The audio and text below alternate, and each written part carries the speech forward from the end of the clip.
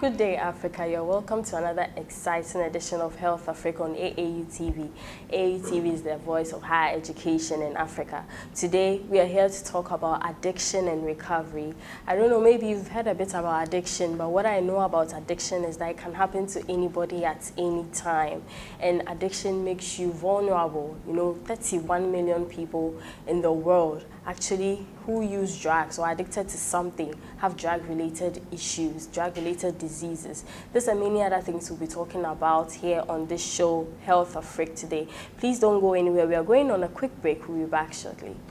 The Association of African Universities, AAU, under the patronage of His Excellency Abdel Fattah Said Hussein Khalil El-Sisi, President of Egypt, and Ahmed Mohamed Ahmed El-Tayeb, the Grand Imam of Al-Azhar, presents the AAU's Conference of Rectors, Vice Chancellors and Presidents of African Universities from 8th to 11th of July 2019. Theme: Role of Higher Education Institutions in Promoting the Continental Education Strategy, CESA 1625.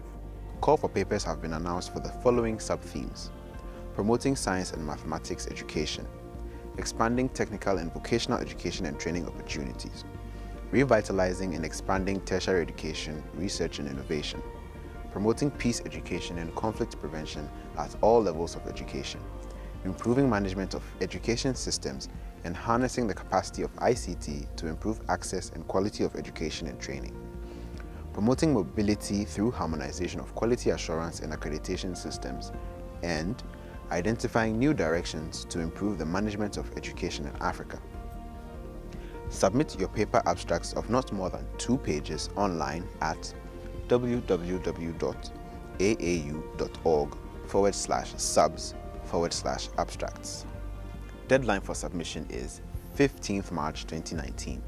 For further details on COREVIP 2019, please visit events.aau.org/COREVIP.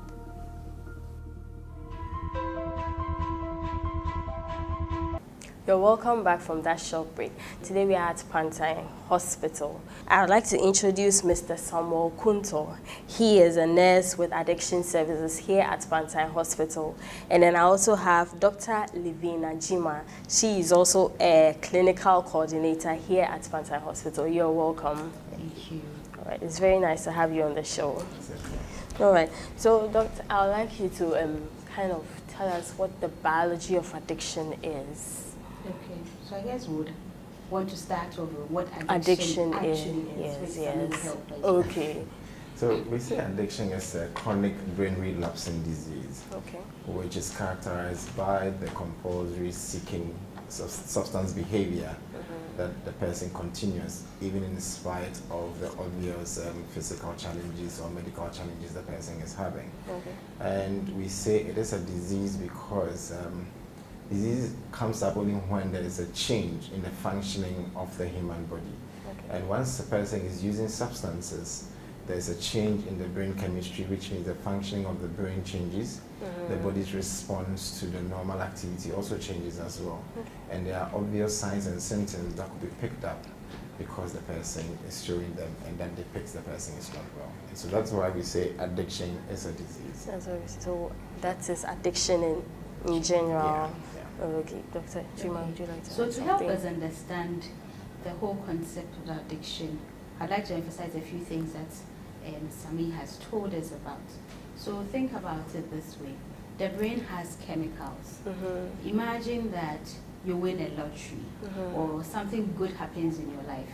You feel very good about it because there's a chemical in your brain called dopamine that is released when you have that exciting news. Okay. So in that same way, when somebody uses a substance that makes them feel good, it releases these chemicals, okay, and the person gets that pleasant feeling, so much so that they want to get that feeling over and over and over again. And with time, they learn to associate the pleasurable effect with the substance of use. So the two are kind of interconnected.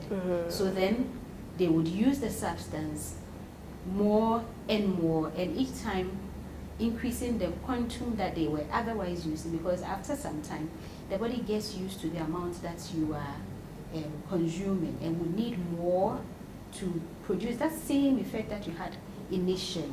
So over time, your body is programmed to increase the amount that you are using to get that same pleasurable effect. It gets to a point where the body becomes so used to the substance such that without it, you have what we call a withdrawal syndrome, or the body can't function without a substance. So depending on which substance you are using, you have some symptoms that is unpleasant. And when you take in the substance, those symptoms go away because it's more or less replaces what's something that is needed. Okay. So over time, you would use not only because it is pleasurable, but because if you don't use, you have these signs and symptoms that are unpleasant, and so will make you use. So then it becomes a vicious cycle that the individual has to live with because of this, the way the brain has been wired due to the substance that has been introduced. And it gets to a point where they can't do anything, but all the activities is surrounded with obtaining the substance, using the substance, and recovering from the effect of the substance. So all their life is around getting the substance, using or recovery. They do nothing else. So if the individual is in school, even if they go to school, maybe the motivation is that I'll get money to go to school, but I will use that money to buy the drug and use. Or even if I want to work, I'll work because I need the money to be able to buy the substance. Okay. If I want to be in a relationship, maybe my partner will be able to sponsor my use.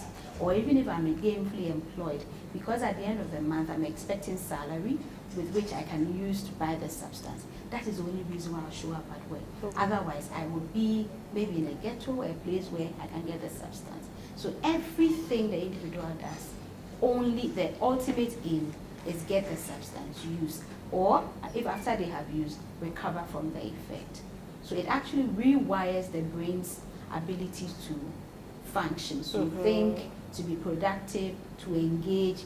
No, it's all about anything that will get them the substance. Okay, then how does someone become addicted to a substance? Because after your first maybe encounter, do you have maybe the next day, do you have an urge for it, or it takes a long time? Okay, so it's a multifaceted problem.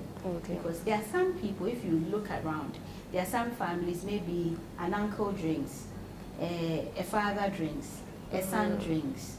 Or so there's some genetic component to the problem. Some people are more prone to become addicted, or in our sense we say dependent on a substance, as opposed to other people. Okay. So all of us drink, but all of us may use or be exposed to a particular substance, but I don't know all of us will have the problem of getting hooked or becoming addicted because of the genetic basis or the vulnerability that we may have. However, in as much as not all of us have a genetic predisposition, if you have not been exposed to the substance, you are not likely to become addicted. So it's an interaction between our genetic makeup and the environment we find ourselves. So that if the individual is exposed, the chances that the person will become addicted if they have a genetic vulnerability is high. However, you may not necessarily have a genetic vulnerability, but because of the environment, the abundance of the substance, the fact that everybody is using, it's easily available, doesn't cost you much, overexposure can also get you addicted. So we say somebody is addicted to a substance when one, they have a craving or a yearning for the substance. And usually it's after you have been exposed, that's when you know that this thing will make me feel good. And so your body yearns for it and you crave for it. And then you may have, so the individual may also, if they don't use, will have the withdrawal from the substance, which is unpleasant, which may lead them to use. And then after the individual has started using, over time, the body gets used to the amount that they are using. And so the amount they are using may not give them that same pleasurable effect that they had in first instance. So then they start increasing the amount, increasing the amount, to the point where they are unable to stop. So when they sit to maybe smoke or sniff cocaine, they will do so till they pass out, because they don't have control over the amount that they probably had estimated to use. So maybe they have some money in their pocket, they will overuse and even be in debt, but they will still use. Okay, and then they may also have other losses in terms of maybe they may have issues at work, if they are married, with relationship with their children. They may be physically unwell, develop complications or medical complications from their disease, but they will still use. If you have any 3 of these symptoms, we say that you have developed a dependence or an addiction. Just to add to it, people would also want to use and get addicted because of the reinforcing effect. And so then I want to undertake a particular task, but due to a few challenges, I'm unable to do that on my own. So then, like we say in our local parlance, I would go and hire a lawyer. Now, after taking the substance, if you are able to execute whatever you sought to do, then it means that anytime I want to do that, I would have to go in for it. Then eventually, we go on to the next stage, which is explained as tolerance, and then you move on to the dependence stage. Again, others would only use because it kind of numb their pain. And so then I'm going through some traumatic event, I am struggling to deal with it, and I happen to be introduced to the substance, and for some moment, it takes all of those things away. So then I would always want to rely on that to be able to deal with challenges or trauma when it comes my way. So these as well would lead people to use and eventually become addicted to it. Okay, so talking about the fact that you take it and then you're able to execute something you want to do. Way back in senior high school, some people used to take marijuana, and then after that, when we go and write exams, they will pass. And they'll be telling us that you are here learning with your head when marijuana is there. So is it the marijuana that is helping, or they already have a good IQ? Is the marijuana helping, or they have a good IQ?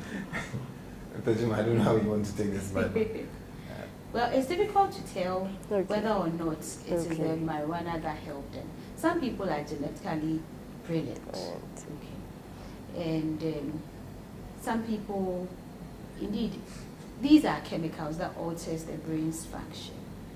It's possible that it makes them be able to stay up longer, keeps them awake, or make them more,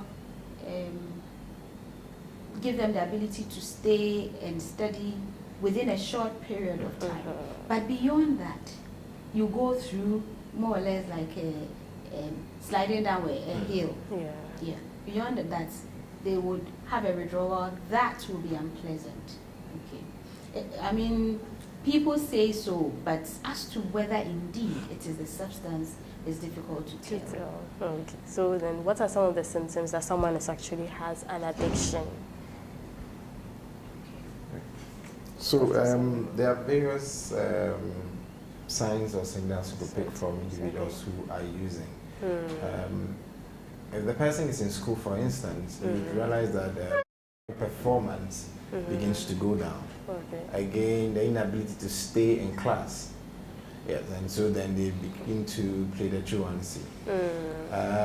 Again, unexplained need for money, where they're always asking for extra money or making excuses to get extra money.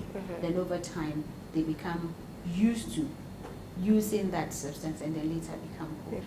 Sometimes, out of curiosity, people would go, particularly the teenagers, in secondary schools and early adulthood. People would just, being a teenager or a young adult is fraught with curiosity. So people just go and seek for it.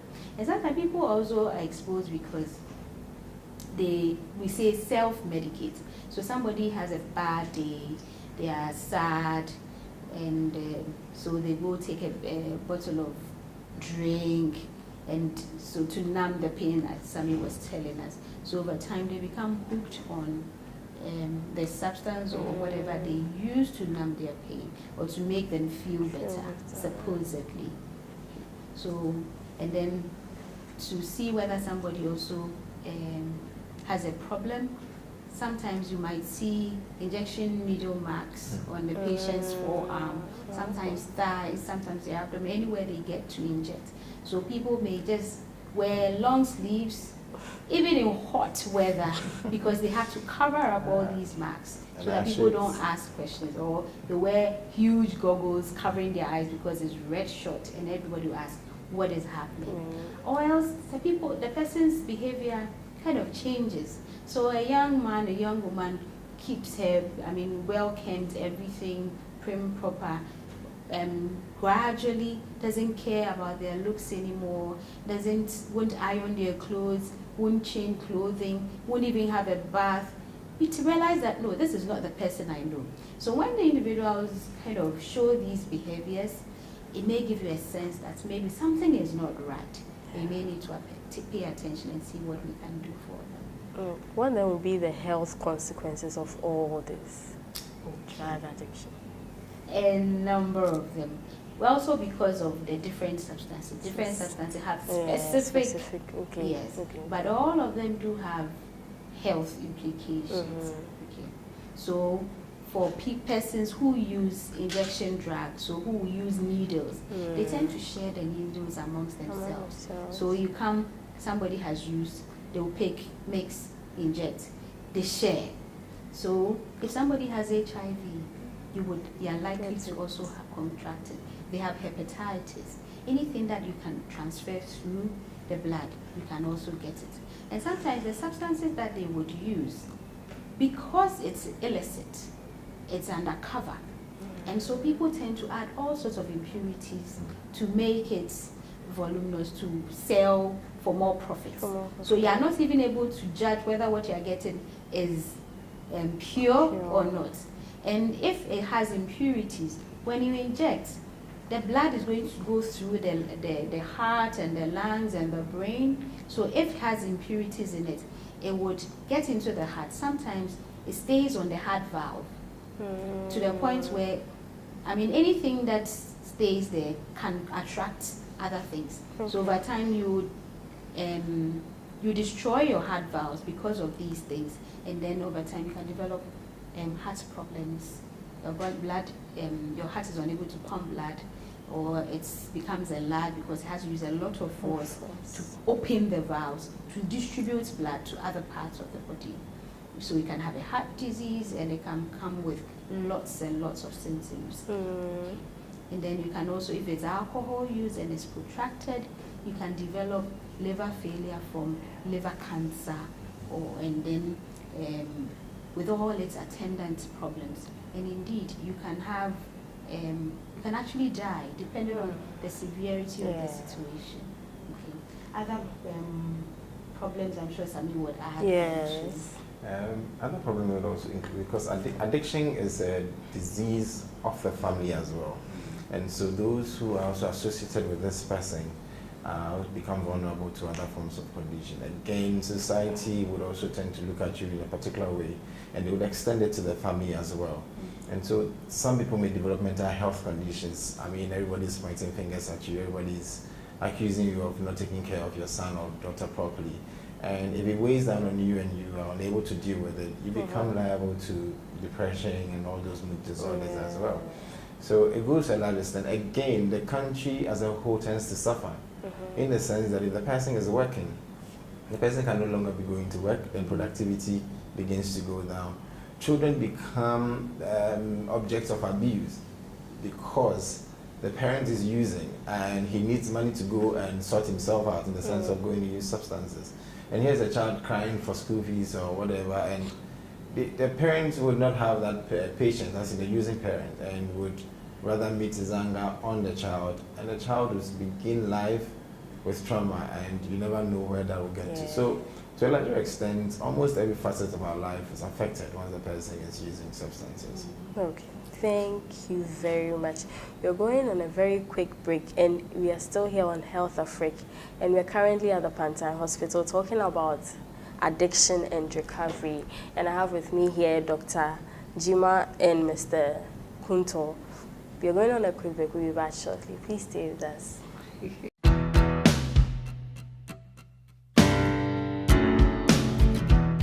One of the universities set up in our pre-independence era, the Kwame Nkrumah University of Science and Technology. Our international reputation has and continues to soar as a reference point in matters of science and technology, research and education.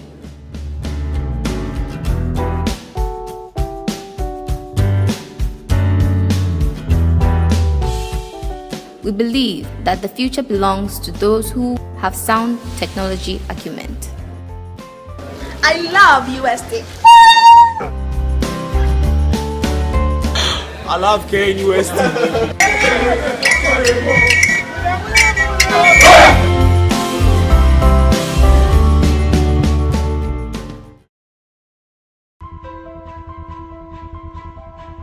You're welcome back to HealthAfrik on AAU TV. We've been talking about addiction and recovery, and we have covered what addiction is, who can get addicted, and a whole lot. Now we are moving on to if addiction can be actually treated. You're welcome. Thank you. Okay, Dr. Kuntor. Yes. Can addiction be treated? Addiction, we say we manage it. Oh, okay. Now, because if you remember, I mentioned earlier that it's a chronic brain relapsing disease. And so then it means that we would have to manage it for the rest of your God-given life. I'm saying this in the sense that the push and pull factors, as in the things that would trigger you once the person has already used, they abound in the environment. And because I have an experience where a using person has left treatment, was doing very well. And after a period of abstinence, got engaged to another lady. And unfortunately, the lady was also somehow exposed, and then they couldn't stand the pressure from both families, and they went back using. Somebody went back using because he felt the cravings, and he was told to go and read the Bible. Unfortunately for him, the leaves of the Bible feels and sounds like, yes, it doesn't, it's not like the ordinary paper we see around. The texture is different. Soft, yeah. And it feels like what we call the Rizla, what we use in rolling the marijuana. Oh, okay. And the person was actually a marijuana user. And so picking the Bible and flipping it. Oh, no. Made matters worse. Yes. So a lot of things will be out there to pull you or push you back into it. But then that is why we always ensure that or ask that we go for this social support group, which is NA or AA groups, because they tend to help us keep in line. You are meeting with persons who are also recovering. And so we share our challenges, we share how we found solutions to them, and we keep each other on the toes and encourage each other as well.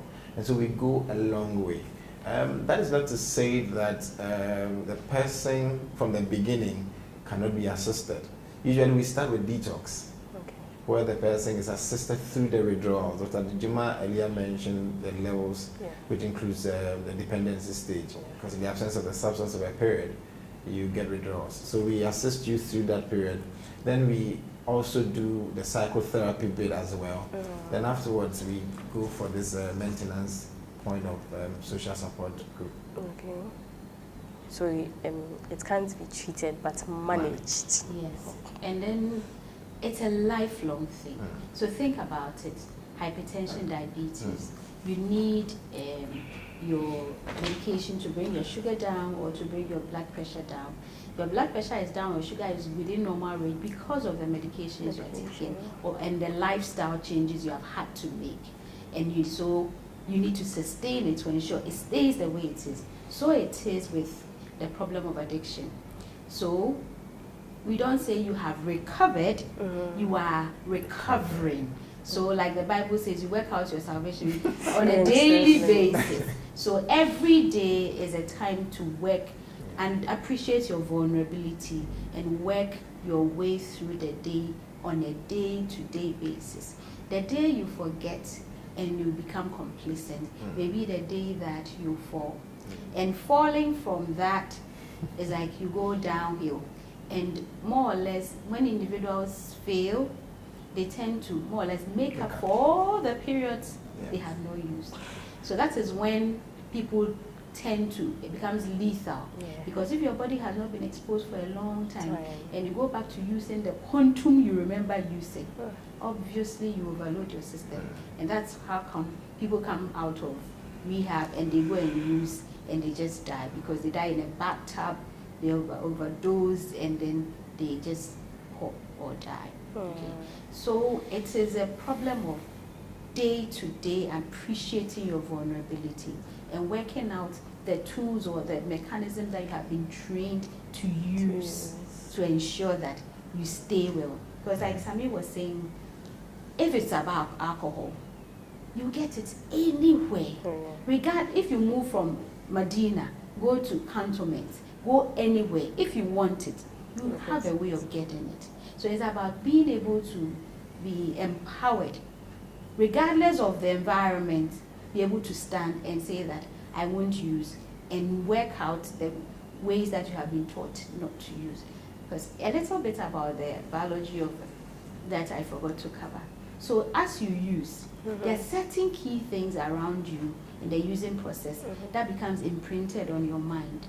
To the point that if you use within, let's say, wear a particular kind of clothing, you're exposed to a certain environment, or maybe sometimes if you are using a substance and you are a certain music in the background, anything surrounding your using is imprinted on your mind, such that when you come into that environment, it also reminds you of the pleasure that you are missing, in quotes. So that could also push you, regardless of even not having the desire, it brings to mind. So that's the case that where somebody had to open the Bible and feel the leaves and remember that, this is it. Okay. So there are lots of triggers that reminds us or reminds persons who have been exposed the need to probably use a substance, or why they should, or why they are missing out on something that in the end might be detrimental. Okay. So what then goes into the recovery process?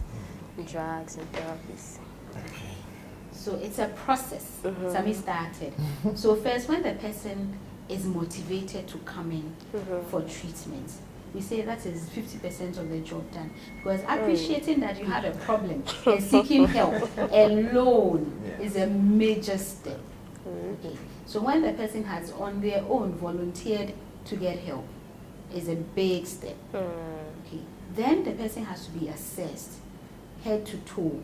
So if you come to assess, we take a history, understand what you were using, how much you were using, the effect it has had on you, your family, your education, everything, its effect on you. And then we decide that, okay, so based on the assessment, this is the best way to help you. Okay. But we need to ensure that you are able to assess the help and not be distracted because you are feeling uncomfortable, or you are throwing up, or you are having diarrhea because you have not had the opportunity to use the substance. And these withdrawal symptoms are specific for specific substances. So we do what we call detoxification, or detoxing for short.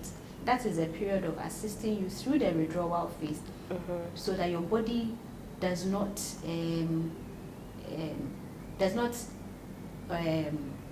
able to stay off the substance while we help you medically to be able to go through that phase where you are okay to go through a rehabilitation.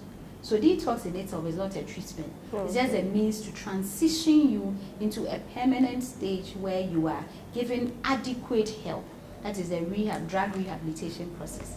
And it entails a host of things, sessions, seminars. Sami would enlighten us about a bit of what goes into the rehabilitation process. Okay, so the person coming in, we see the person as a whole individual. Now, the person is coming with medical challenges, the person is coming in with dietary issues, the person is coming in with societal issues as well, and so on.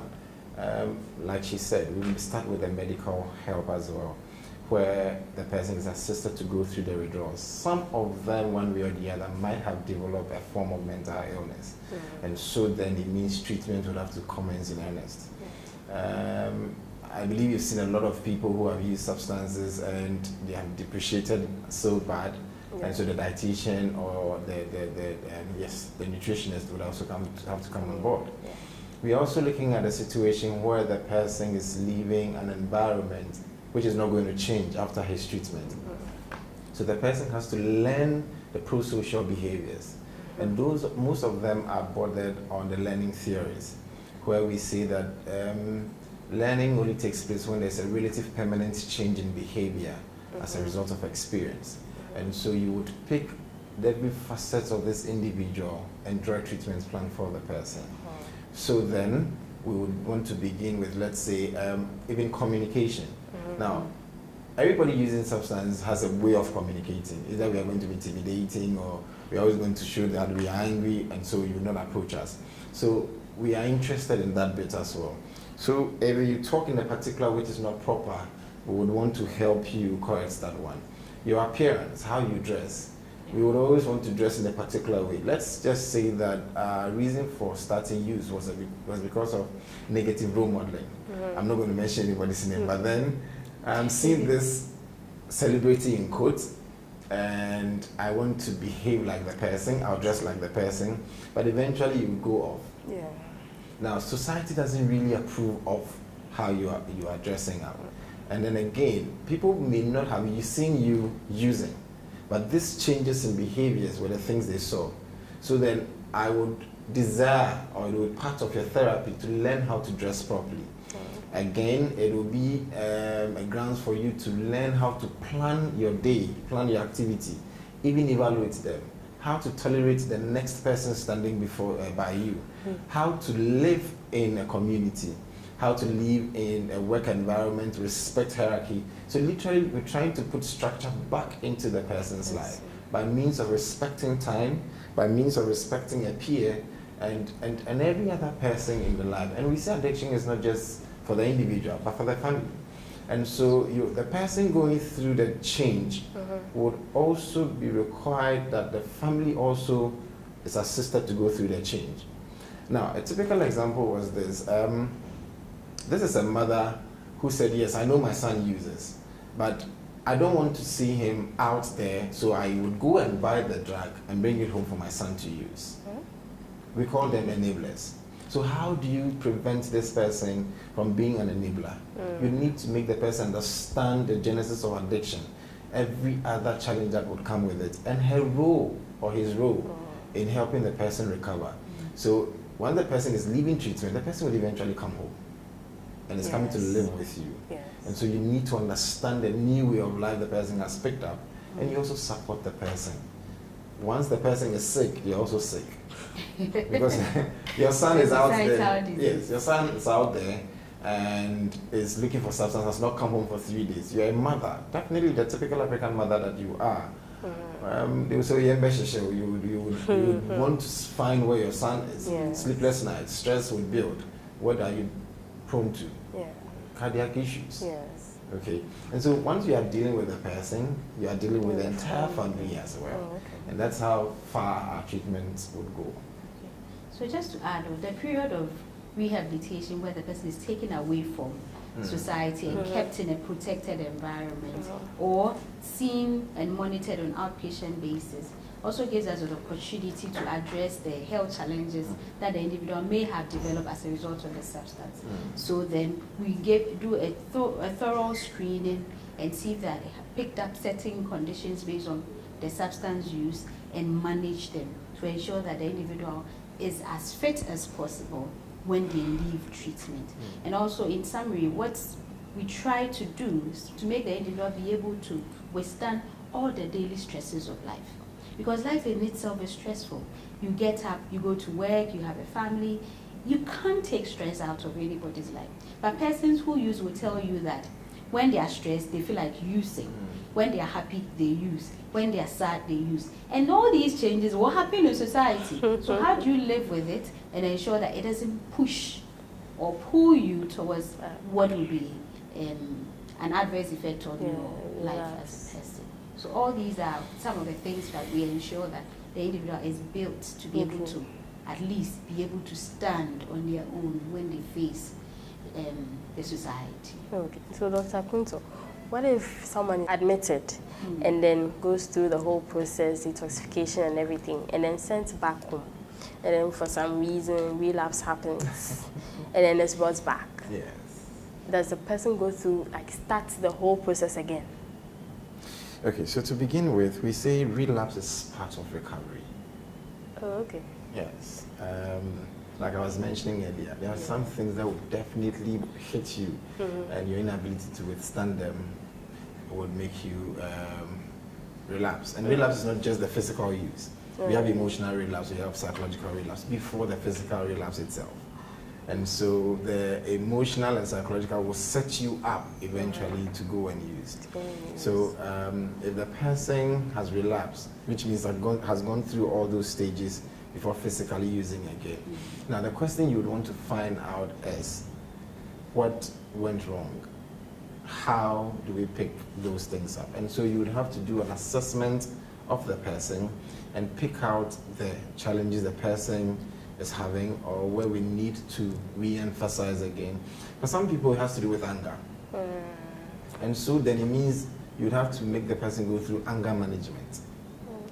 And that will be like a 6 weeks in-house program as well, where the person would go through all the training and education, and then after will be certified that yes, I've gone through anger management.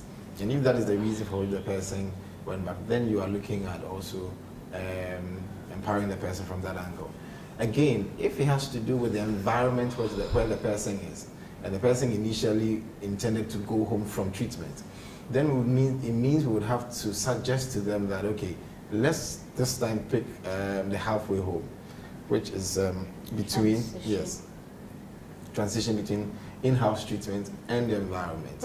So then the person can equally live in that halfway home, be working, be schooling, and yet would be there and still have responsibility towards himself in terms of recovery.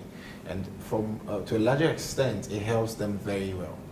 And so it borders on what went wrong, and then our ability to pick those things up.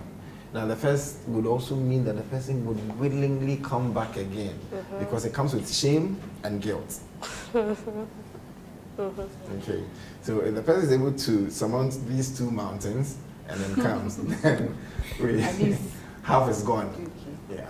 But to just add on, the fact that the individual relapses doesn't mean that treatment has failed. Okay. The more exposure you have with treatment, the better your outcome. I'm sure we've all done things that, tell yourself, this thing, it's happened to me the last time, and I've done it again. And you ask yourself, what is wrong with me? But it's all part of getting the experience of not falling into that same trap again. So it's part of recovery. And doesn't mean that the individual is weak or the treatment has failed. It's just a process of learning from our experiences. And so it's important that we support individuals when these things happen. Okay, what then goes into the evaluation if someone has gone through treatment and then maybe you're the doctor and then you want to discharge the person? What phase or evaluation does the person go through? Okay. So it's in various parts, depending on how the individual came in and what's the aims and objectives of the individual and per the treatment plan that has been drawn for the individual. So let's say somebody who was in school and couldn't complete school because they were using a substance. Apart from helping them with all that we have talked about, your ultimate goal is to get them back to society in a more functional way. If a person desires to go back to school, yes, that's an end point. So you need to assess how ready they are to get back to school. Sometimes you are able to make contact and get them enrolled in school even before they leave the treatment facility, so that they can go to school and continue their life and be a productive individual. If it's health related, you need to ensure that all the health challenges they came with have been dealt with or is in the process of being dealt with, or they're in a phase where they can continue even outside the treatment facility. Okay. And then if they had psychological issues like as anger and dealing with stress and challenges in day-to-day, that they are able to do that. It's all part of the process of the recovery process, because there are certain phases in the treatment that the individual is let to go home for a period and then come back in to ensure that they are more or less gradually being transitioned home, to ensure that if there were challenges when they went home, it's dealt with, and the things that they need to reinforce or strengthen, so that when they go permanently, they are more likely to succeed. Okay. Dealt with. And also, we don't just let them go and go. There's a period of what we call aftercare, where the individual, we keep constant touch with the individual. They come over for meetings, for assessment. We continue to monitor for a period of 1 year before we gradually say that you're on your own, because you know that it's not easy. You may be in a protected environment, everything is structured for you, but when you are let go, you still have all the battery of things staring at you.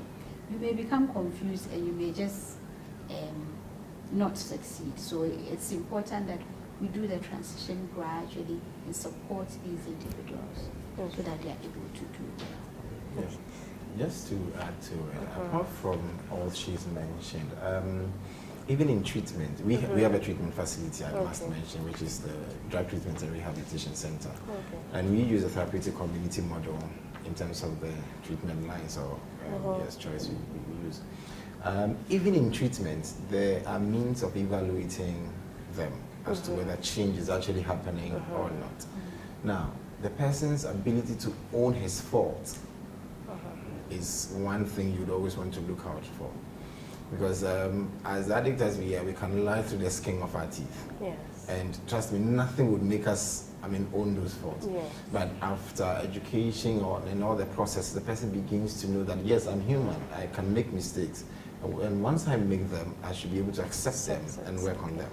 Again, the person's ability to delay gratification. For us in addiction, if we want something, it should be here and now. I want it. Yes. And so the person acknowledging that, no, everything is not all about me. And so then if I need something and it's not readily available, I would have to hold on and wait for the appropriate time. Again, the person also acknowledging that, yes, I am a social being and I have responsibility towards the persons around me. Again, it means that I have to learn how to plan my life so that it affects the persons around me positively. The person begins to draw after treatment plan, where they said, okay, in the next 5 years, this is what I want to project into, this is what I want to see myself getting into. And this is done with a primary counselor, it is done with relatives. So the person begins to gradually own that life of his and be able to start developing it. These are parameters you would also be interested in as well. So there's no situation where somebody can fake being well as regards to behavioral.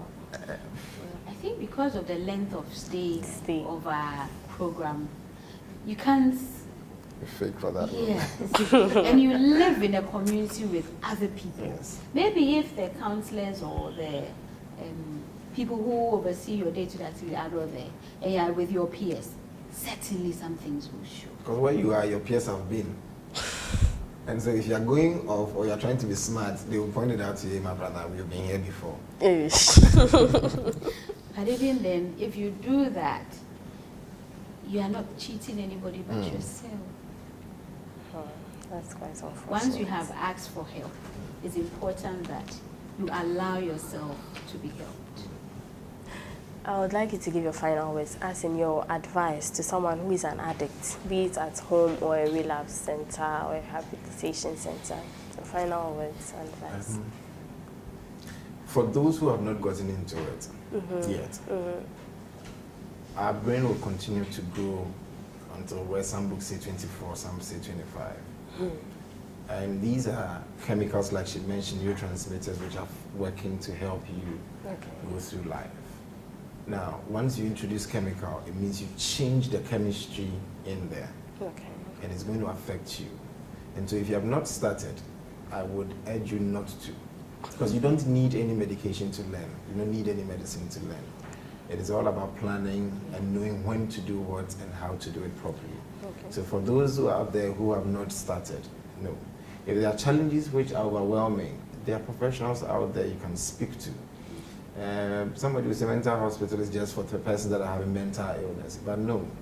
You can walk in. So psychologists are available, counselors are available, psychiatrists are available, nurses are available.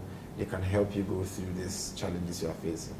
For those who are already in it and they think all hopes are lost, I am here to bring good news.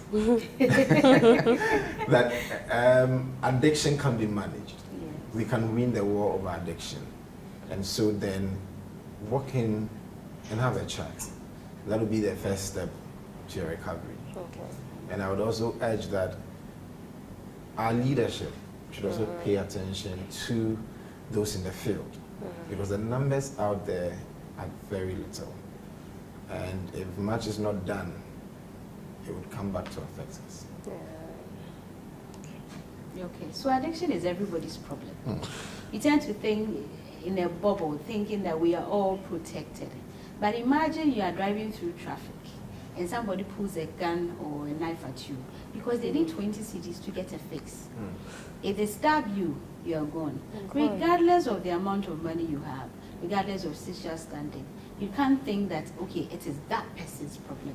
It is not my problem because I live in a prestige home, I have a prestige.